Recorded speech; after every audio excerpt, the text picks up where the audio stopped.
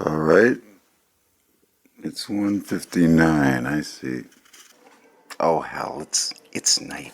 No one's listening. I am so scared sometimes. I myself, being one of countless insane people in my country, where it is almost the norm to be insane. You cannot paraphrase a snowstorm. What rhymes with rhyme? I'm losing my mind.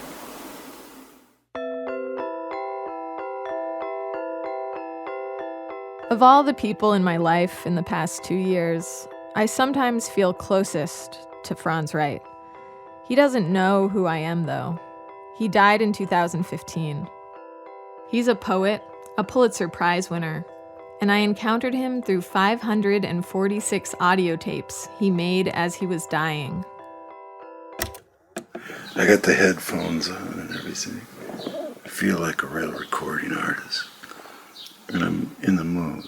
He had cancer, and because of nerve damage, he couldn't always hold a pen.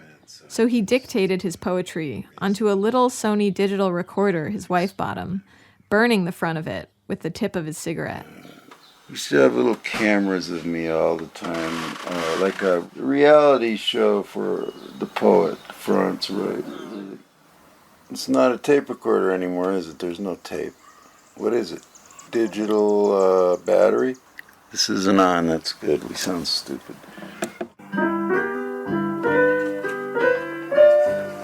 Franz's recorder stayed on for hours.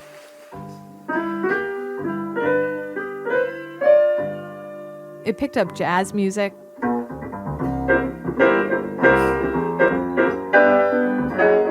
screaming at his cat. Thank you, asshole! Conversations with his wife.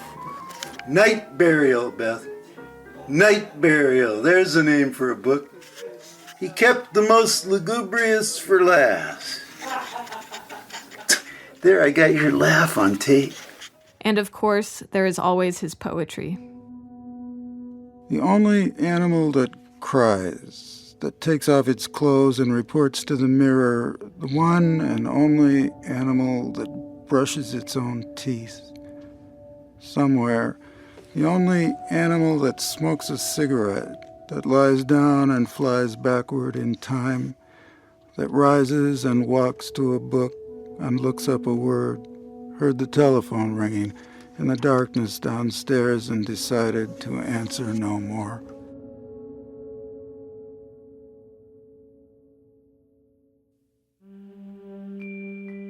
Like most people, I had never heard of Franz Wright. But in the poetry world, he's well known for two things. One, his work. You feel a kind of lightning that you can practically see in the gaps between phrases. Struck like a tree by lightning. It's like I almost have to duck. You see that video on the internet of those two girls that ate the spiciest pepper on the planet and they just freak out? It's like that. It's a little bit like love at first sight when you read a poem and you realize this is a voice that will haunt you forever.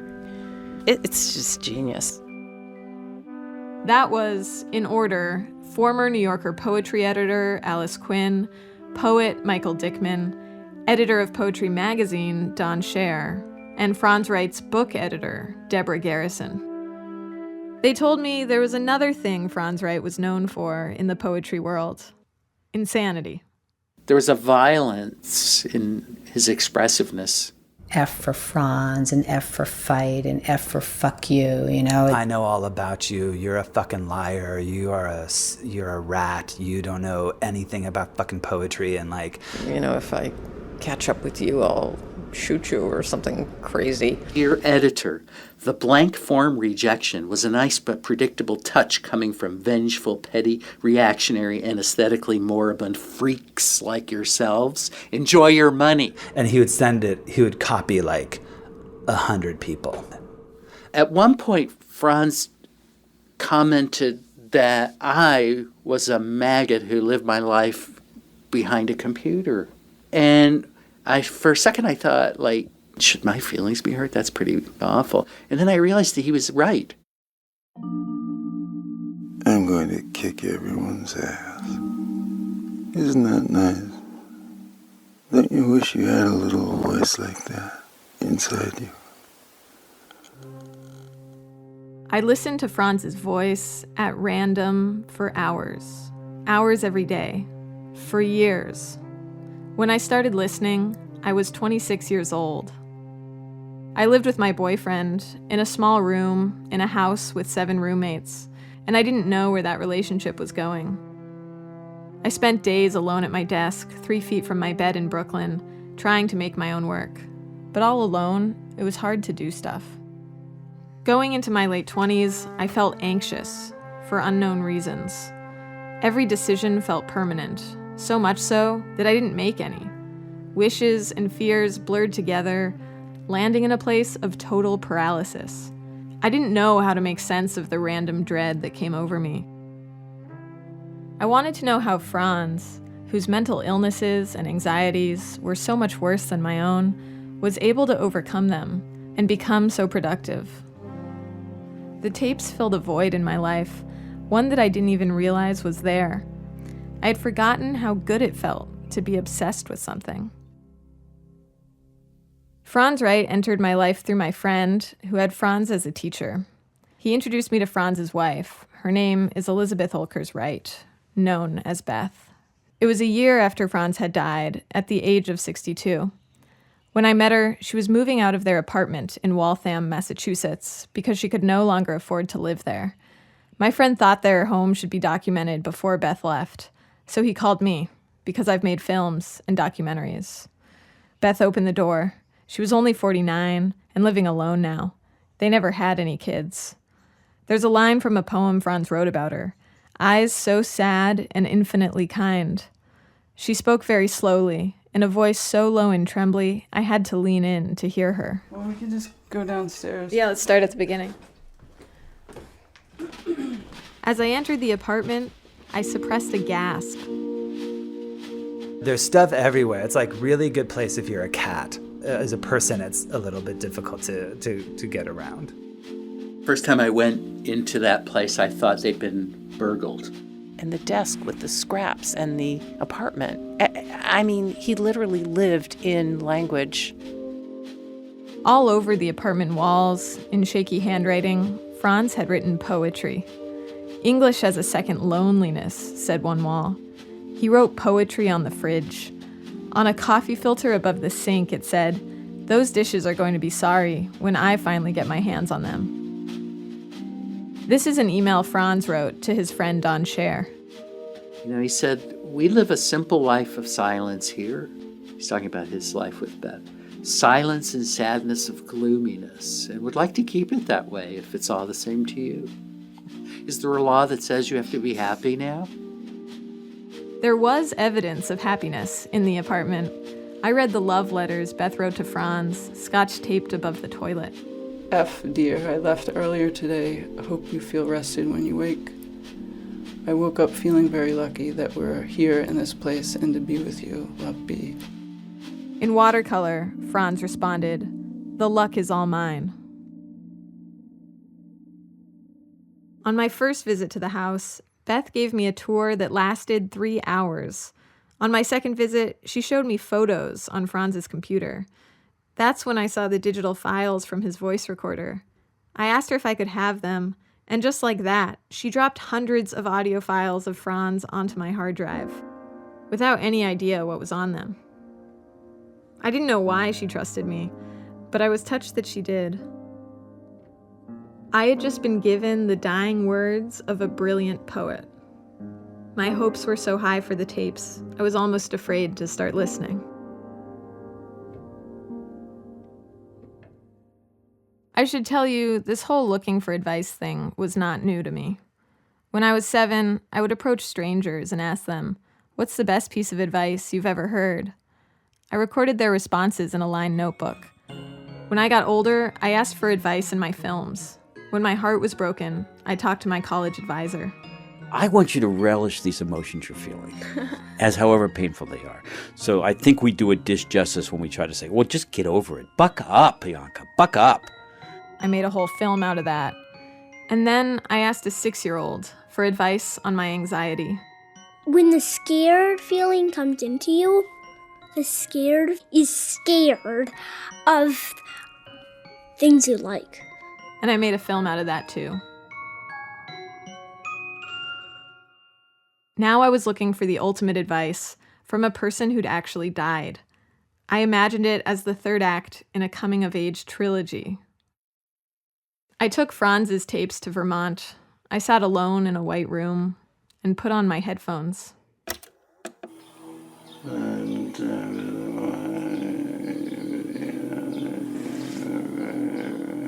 This is the noise Franz Wright makes when he's sounding out poems in his head. I have hours of it. Franz recorded 2 to 10 hours per day, almost every day, for 4 years. Beth gave me 2 years of the tapes to start with. His recordings were all from inside his apartment, with the exception of one tape, where I heard him try to cross the street and fail. Can't do it. Can't cross the street. Honestly, it was boring a lot of the time. I listened a lot on double speed. And just when I started to space out, it was like he would catch me and wake me up again. And anyone who smirks at any of this is a dead pig with no soul. I heard him go to the bathroom while writing poems and fall asleep while writing poems. I knew this was a famous poet, but sometimes it sounded more like someone on an acid trip. Mark is getting ready to smoke a spider. Or a crazy person on the subway. It seems like everywhere I look is a Rorschach test now. That's one of the things you don't tell your psychiatrist. Also that you see your dead cats walking around the house at night. And your friends sitting next to you while you're typing. You never fucking tell your psychiatrist that. In the background of these tapes, there was always his mental illness, his depression, his hallucinations, his mania. It's a silvery thing coming up your back. You could associate about everything you look at. You can hear how he loves words. It's like he was tasting them. Erie, Lake Erie. What a wonderful name, Lake Erie. Sometimes just his definition of a word could be beautiful. Language, he said, was the magical ability to communicate through the air across the room in the direction of the face of someone that you love. He told me about the first day a human spoke. Strange Homo sapien, Christless, sad, cold, shivering, coughing nitwits. 13 million years it took to get a couple of words out. But the system, it must have come like a black lightning flash. I kept listening, and I kept listening. I told my friends about the tapes. And then eventually, so much time passed that I stopped telling them. And they stopped asking. When I came across a beautiful tape, I would always play it for my boyfriend. Sometimes, at night before bed, we would read Franz's poems out loud to each other. Franz and the tapes, they became part of our relationship. My boyfriend was the only person with enough context to understand what the tapes meant to me, what Franz meant to me. The more I listened, the more I wanted to find out everything I could about Franz Wright. Who was this guy, cooped up in his apartment, whispering into the tape recorder, feeding on words? Who names their child Franz and then throws him to the boys of American grade schools? If you're into poetry, you've probably heard of Franz's father, James Wright. He was famous for this line. I lean back as the evening darkens and comes on. The chicken hawk floats over, looking for home I have wasted my life. I have wasted my life. Franz's father was an alcoholic who left the family when Franz was 8. After that, Franz's stepfather abused him. Franz started to suffer symptoms of mental illness when he was in school, hearing voices in geometry class. Like his dad, he began writing poetry. According to Franz, this was his father's reaction to the first poem he wrote at age 14. He immediately wrote back to me and he said, "I'll be damned, you're a poet. Welcome to hell." I'll be damned. You're a poet. Welcome to hell. When Franz was in college, his dad won the Pulitzer Prize for poetry. 8 years later, he died suddenly from throat cancer. Franz was haunted by his dad's death until the end of his life. I know this because he often talked about his father in the tapes. Almost 30 years after his father won it, Franz was also awarded the Pulitzer Prize. To this day, they are still the only parent-child to both win a Pulitzer Prize. Here's Franz in an interview right after he found out. I cried. It was a stunning shock to me. It was the last thing I expected to happen when I woke up on Monday morning a couple weeks ago. And I wished very much that he could be around to celebrate with me. Since you left me at 8, I have always been lonely. Star far from the person right next to me, but closer to me than my bones, you. You are there. Even in his last book of poems, he's still addressing his father, and he felt that gulf and that abandonment terribly. After his father's death, Franz drank even more and did a ton of drugs. Opiates, cocaine, amphetamines, benzodiazepines, LSD, and marijuana. Then he had a number of mental breakdowns. He was institutionalized 6 times. This was during his 40s, before he was with his wife, Beth. Then he gave up on hospitals, spent most of his time in bed. For months, he didn't leave the house. Even walking to the liquor store was terrifying.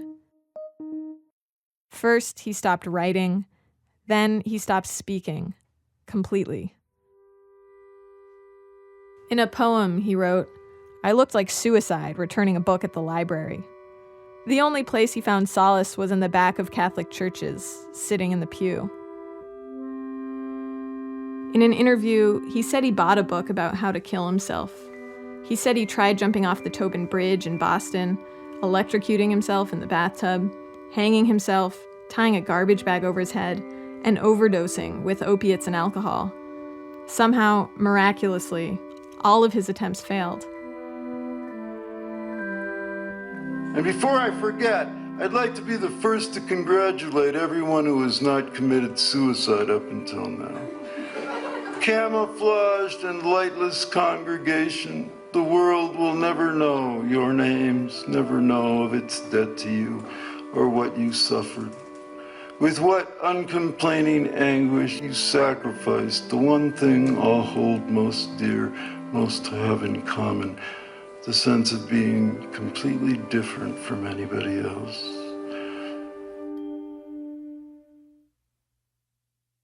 When I went to visit Alice Quinn, the New Yorker poetry editor, she pulled out an envelope that she said had been sitting on her desk for 27 years. Franz sent it to her before she had ever published him in the magazine. The letter that I found yesterday, Bianca, it's just on a little piece of paper in red ink. It's not signed, and it's a little note that says, "Pray for me." Franz's sincerity was profound, and his claim to suffering was very justified. Do you have any children? No, lucky for them. Bad things happen when you get hands, Dolphin. Can you tell us a little bit about your upbringing? There is no down or up in space or in the womb. If they'd stabbed me to death on the day I was born, it would have been an act of mercy.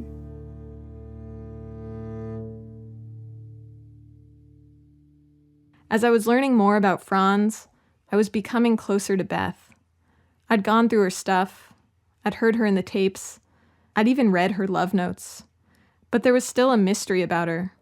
What did she see in this person, this depressed alcoholic who couldn't even get to the liquor store? Marrying Franz must have been a supreme act of faith. Since moving in with my boyfriend, I'd been thinking about it all the time. How had she known? I finally got up the courage to ask Beth this question in her living room as the sun was setting in Waltham. She told me this story. She had been his student at Emerson College in a class called Translating German Poetry and Prose. This was before his psychotic break, when he was still teaching and functioning. Beth was tan, with long blonde hair. She grew up in Rhode Island. At a local farm, she took care of goats. In class, Franz noticed that she sat bolt upright, with freakish attention, her eyes never leaving him. And on the last day of class, he asked me if I wanted to go get a Pepsi. The whole time I was sort of trembling. I couldn't, I kept thinking like I wanted to to just sleep on him.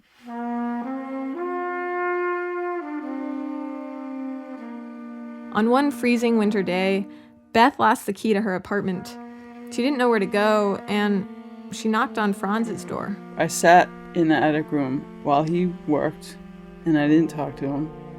And it was snowing, and I totally fell in love with it. It was just so beautiful.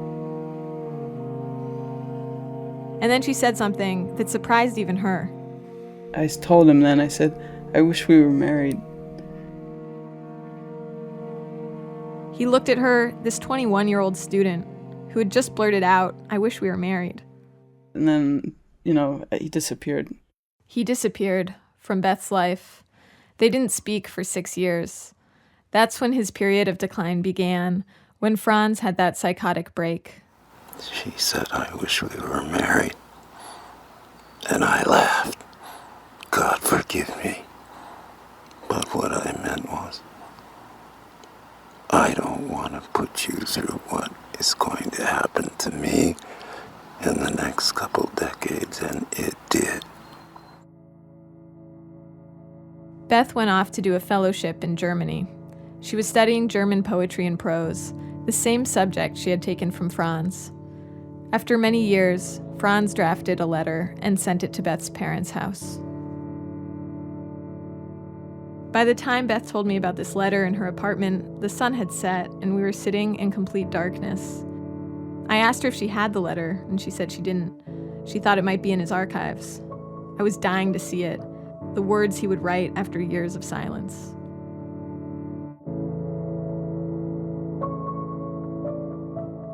Months later, I went to visit Franz's archives at Boston University with my boyfriend.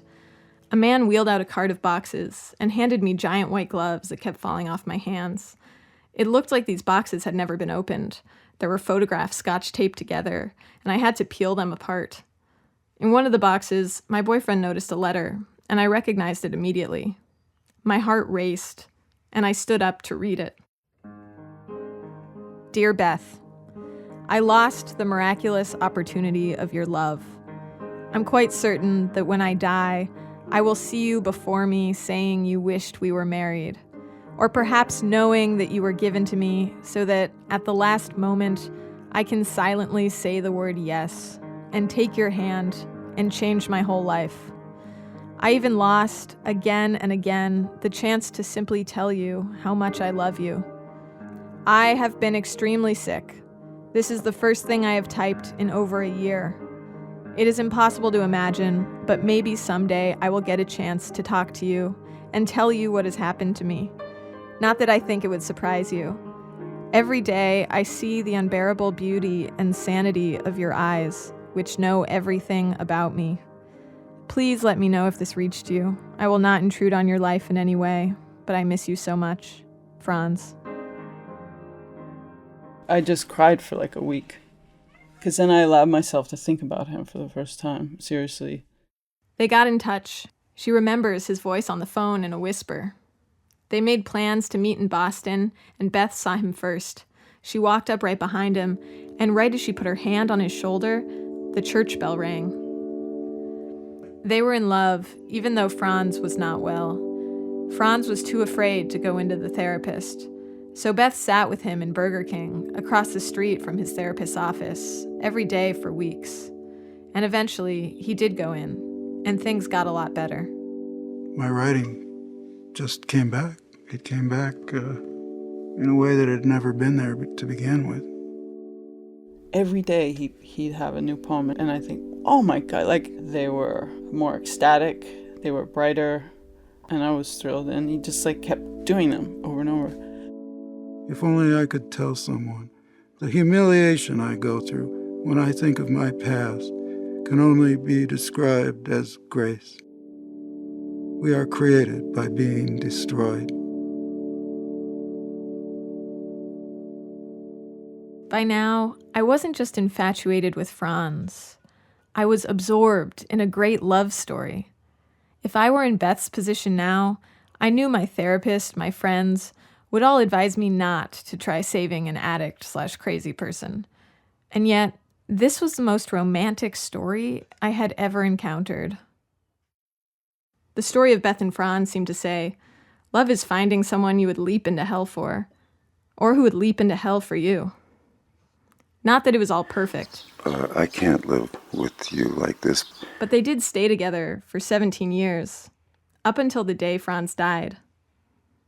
In the midst of the hundreds of hours of tapes, I heard him talk about this moment of reuniting with Beth, to no one in particular. I saw in the timestamp that it was the middle of the night. He just said it to the air, not knowing if anyone would ever hear it. Virtually every other person I thought of as my friend was running in the opposite direction from me. She walked right into the hell where I was and led me back to life. And she risked consciously marrying a psychologically a cripple and taking care of him for the rest of her life. And 11 years later, I think maybe she's finally taught me the meaning of love and the love of life. Of love and the love of life. If I'm being honest, I was obsessed not only with their love, but the loss of it, Beth's grief after he was gone. Franz was a voice and a memory, but Beth was right in front of me, packing her life into boxes. As I spent time with her clearing out their house, I imagined, I even hoped, that I would feel a grief like that one day. Whenever I started a new relationship, I always had this morbid thought. What if this lasts forever, and then he dies? I always imagined inheriting my partner's belongings, and what it would be like to sort through his clothes, even dreading the day his smell fully left his shirts. I felt like I was Beth's student, always knowing that one day this could happen to me. When I looked through their stuff, I let myself imagine that it was my partner's stuff, after many decades together.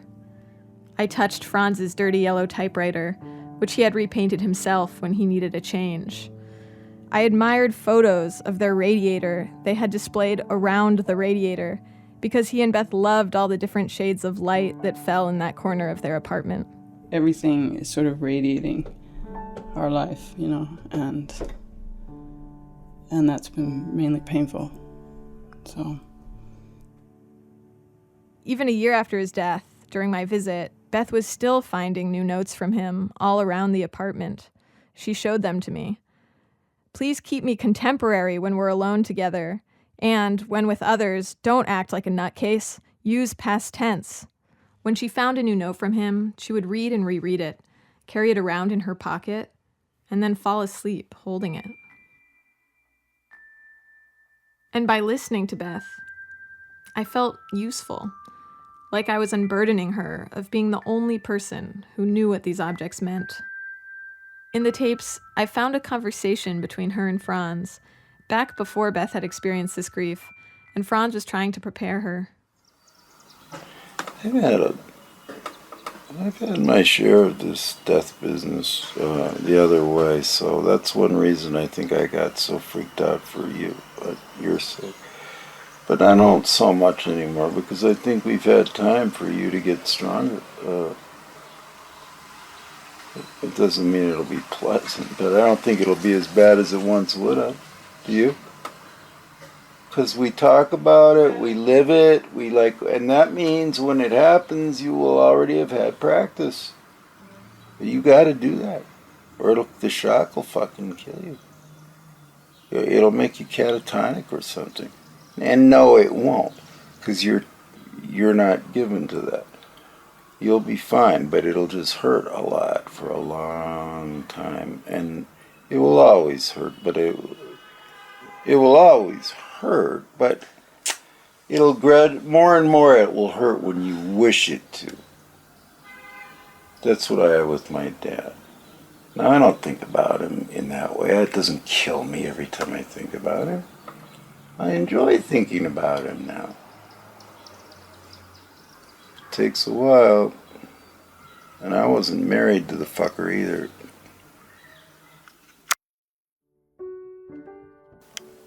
I remember now.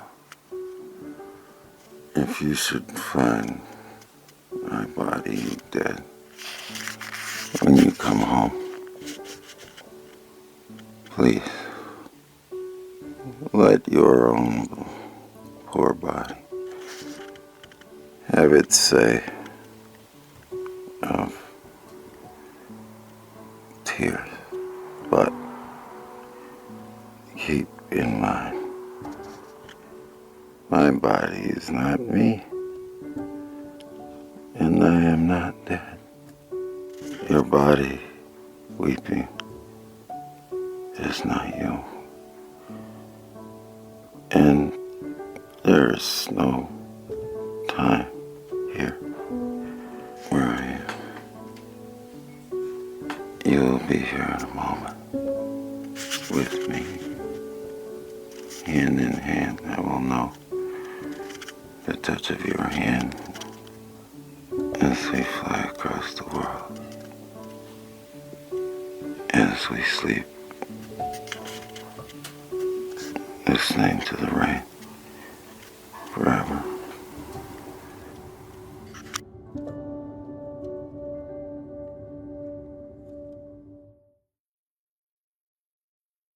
A year after receiving the tapes, my normal life would resume for periods of time, but then I'd fall back into Franz land.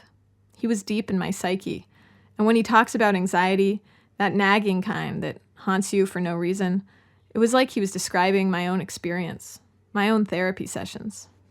Why am I afraid to go grocery shopping? I suppose there is a pill for that, but why? I couldn't say exactly when this happened, what hour of the tapes or what month of the first year, but I kind of thought Franz was speaking to me. Just between me and you, which is strange since you're not here.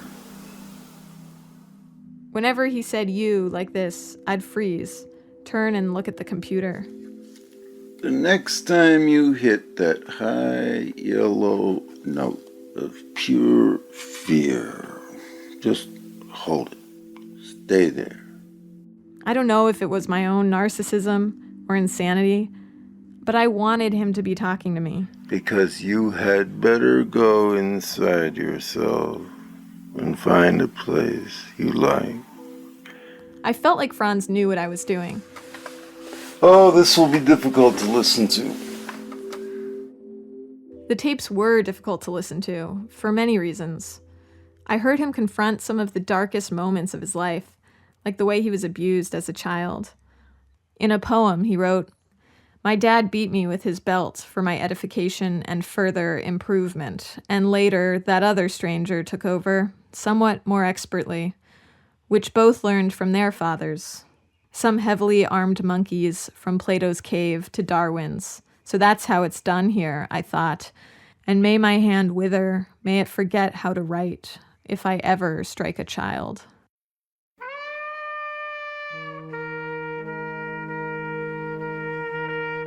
It occurred to me that overcoming a cycle of abuse and addiction was one of the most meaningful things you could do in your life.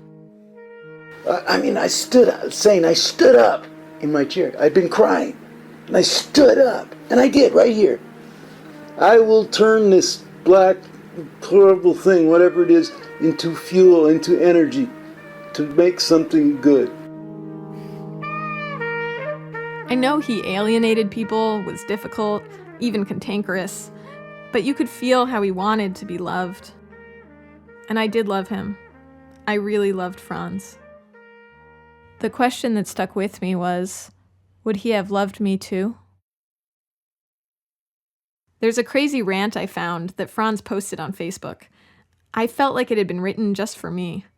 I had been considering grad school, and this post was in response to an invitation to like the page of an MFA program where he had given a reading. Franz wrote, "In response to your invitation insinuating that I would like your writing program, you have to be shitting me. Have I not made it clear that MFA programs have turned poetry into an occupation and a joke, have weakened American poetry, have desecrated it into an artifact instead of the result of a soul's progress in solitary devotion? You have turned it into one more subject at a university or college or private scam operation like yours. A real writer has always sought solitude, not group therapy. Those writing programs have lowered the bar so far down, anyone can trip over it and get a degree and consider themselves a master in the art of poetry at 24. Think of the state of your soul and just cut it out. You can still choose." I think I didn't apply to grad schools because of this rant. I was trying to take Franz's advice and just get to work. I kept thinking of his poem, Spell. He says that some fish for words from shore. Fish for words from shore, while others, lacking in such contemplative tact, like to go wading in right up to their chins through a torrent of bone-freezing diamond, knife raised. I wanted to be in the bone-freezing diamond, not the scared person huddling on the shore. But honestly, I like security and structure. And I'd been worrying about money since I was around 7. Franz worked up until 4 days before he died. I can barely go an hour without a snack. I wondered if I could absorb Franz's intensity, his purity, if I listened enough, through my ears, through his voice. I often forgot that he had cancer, that I was listening to him dying. How does one go about dying? Who on earth is going to teach me? The world is filled with people who have never died. We are at least trying to tackle the big D. That's him lighting a cigarette. Looks like a big pregnant death. I listened as the seasons changed. Over a year passed by, and his body grew weaker. I weigh 148 pounds. It's very interesting. I look like Jesus, huh? Like a cross between Mick Jagger and Jesus Christ. Mick Jagger and Jesus Christ. In the tapes, you don't always hear how sick he is. In the last 6 months of his life, he was living with brain tumors that gave him double vision. And still, he was writing. He forced himself to stay awake into the night. One time, Beth found him slumped over the CD player because he had fallen asleep while changing the music. Here's his friend Don Scher again, editor of Poetry magazine. When Franz was in chemo, he was smoking like crazy. When I saw him smoking, it was like, "Are you sure you want to do that?" He said, "I don't even have 5 years to live. Who the fuck cares?" But after he had brain surgery, first thing it seems that Franz did was he sort of reached his hand out and somebody put a Dunkin' Donuts coffee cup in his hand. And he got a pen and he wrote a poem. He scribbled a poem. That's the first thing he did post-brain surgery, was to try to write a poem. I'm being bombarded by ideas and images for poems. I've got to limit those to the bone, man, because I really feel I can't take much more of this physically. I mean, his best work, in my view, happened when a death sentence was hanging over his head.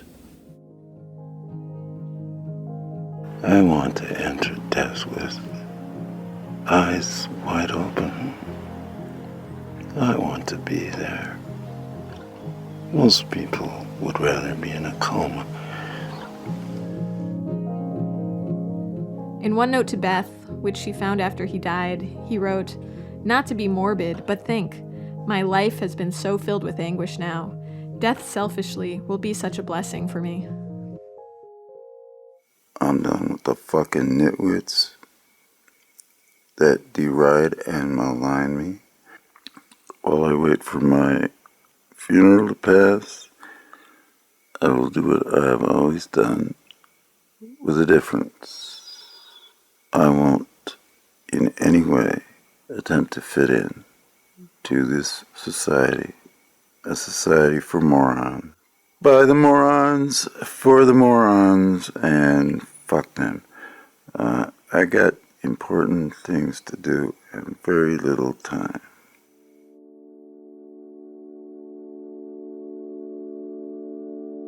In the final months of his life, Franz was still working on his last book.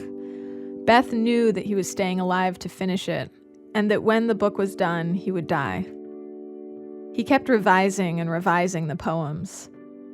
Finally, it was clear that he was finished. The book is done.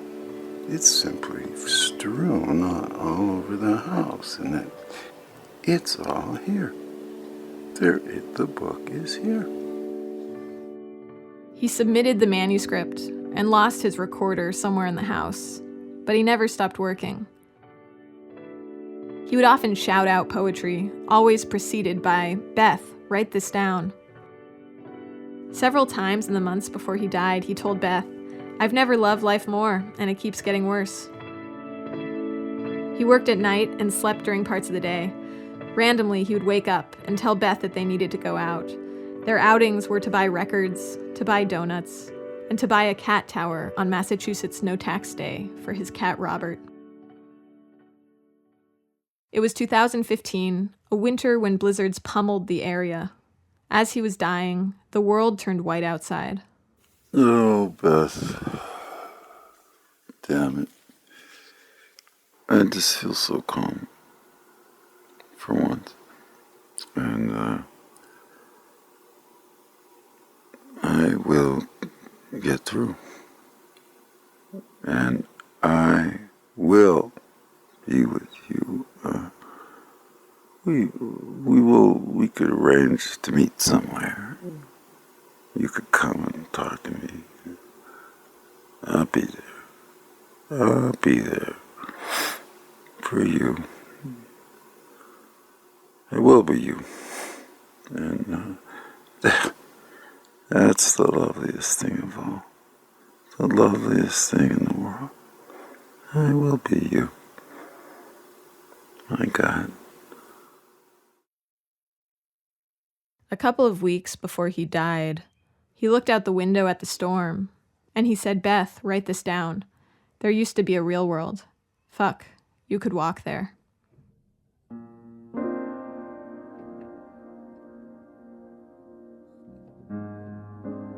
He entered a deep sleep. His cat Robert, whose temperament had always been similar to Franz's, spent the entire time curled on Franz's feet, keeping them warm. Beth put her face close to his, holding his arm to feel his pulse. She told me that she breathed in sync with him. When she changed her breathing pattern, he would change his to match. Beth thought, what would I regret not telling him? And then she said, "You were right about everything." "You were right about everything, not just all the arguments." The way he focused on one thing in his life. The way he spent his time, the hours of work every day that I saw in the timestamps. And I thought, what an incredible thing to hear before you die. Someone validating all of your choices and exonerating you from every argument.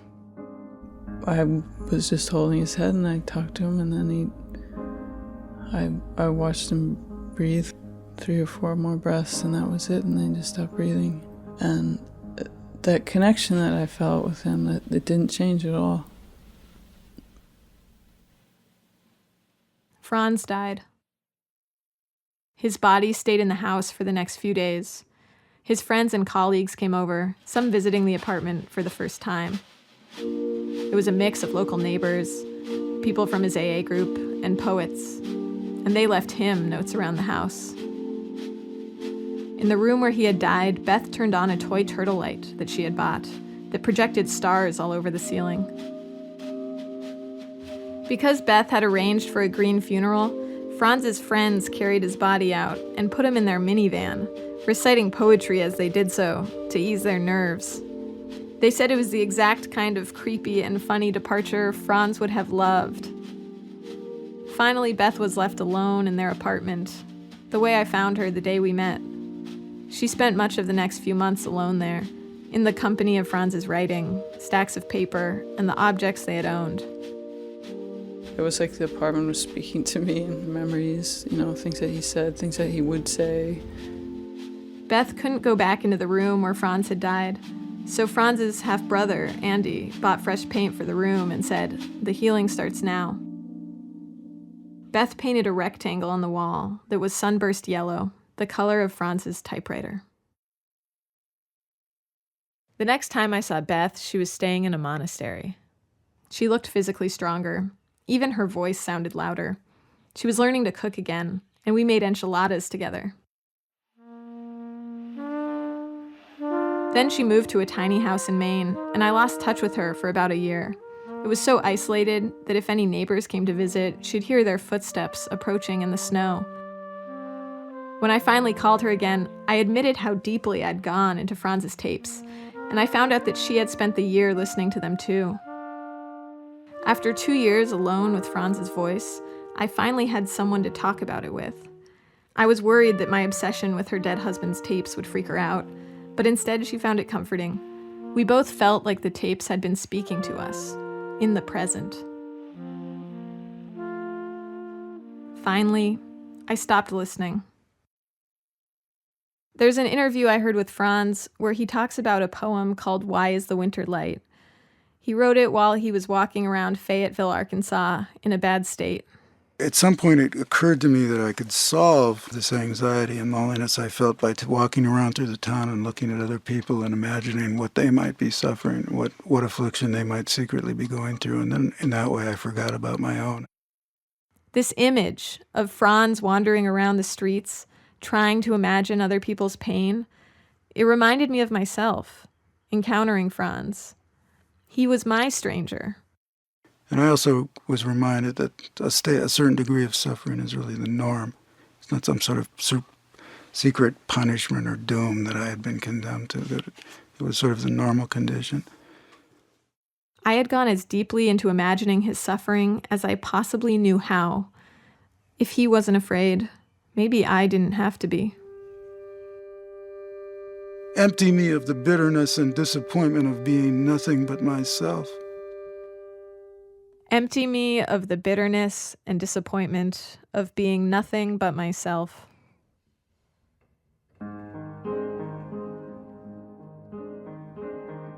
The summer I started listening to the tapes, I moved in with my boyfriend. I had never lived with another person before. We designed a little custom table to fit between the bed and the radiator, and made a special soap dish that hung from the ceiling in our shower. We squeezed our books together in the shelves, and the books we both owned were doubled up like good omens. A few months ago, when I stopped listening to the tapes, we broke up, and he moved out. We cherry-picked my books back out of the shelf and carried my stuff to my new place. He took a drill and fixed my dresser, hung my pictures.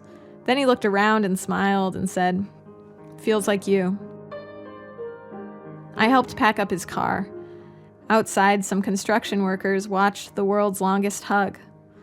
"I love you," he said out the window as he was driving away. I ran after him, kind of in a joking way, but it didn't really feel like a joke. It was like listening to the tapes bracketed our lives together. Right before he left, I assembled all my favorite clips, and he recorded piano along with them. That's the piano you're hearing now, and that you've heard throughout this story.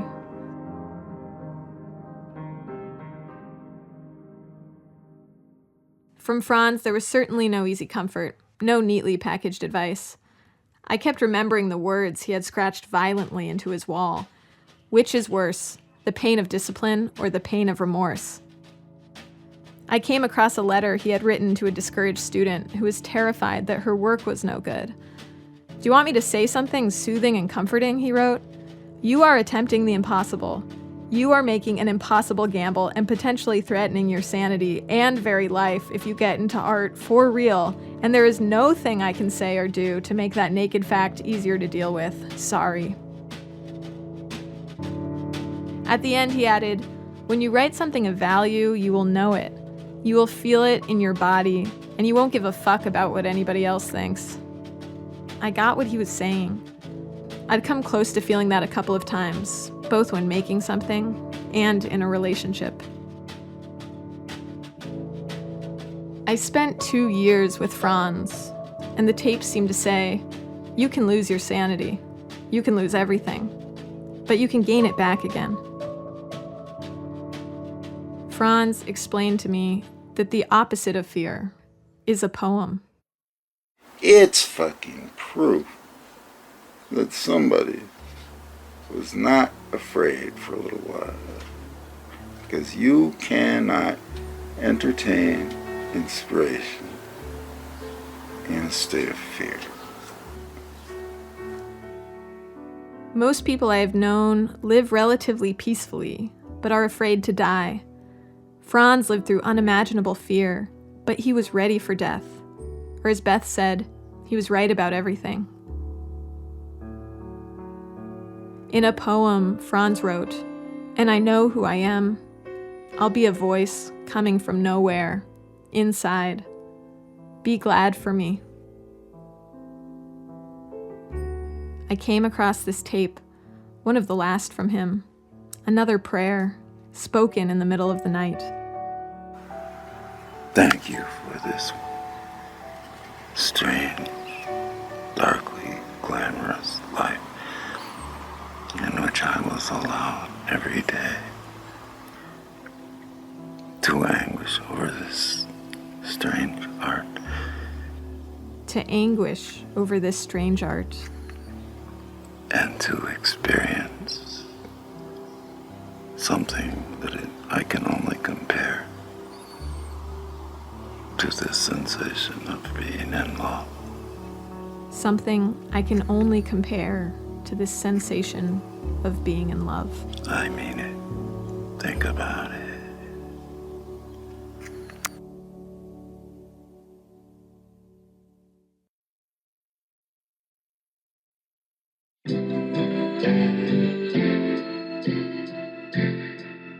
"2 Years with Franz" was written by Bianca Giaever. It was produced by Bianca and me, Jay Allison, for the public radio website transom.org. Music by Zubin Hensler. Piano music by Jacob Bloomberg.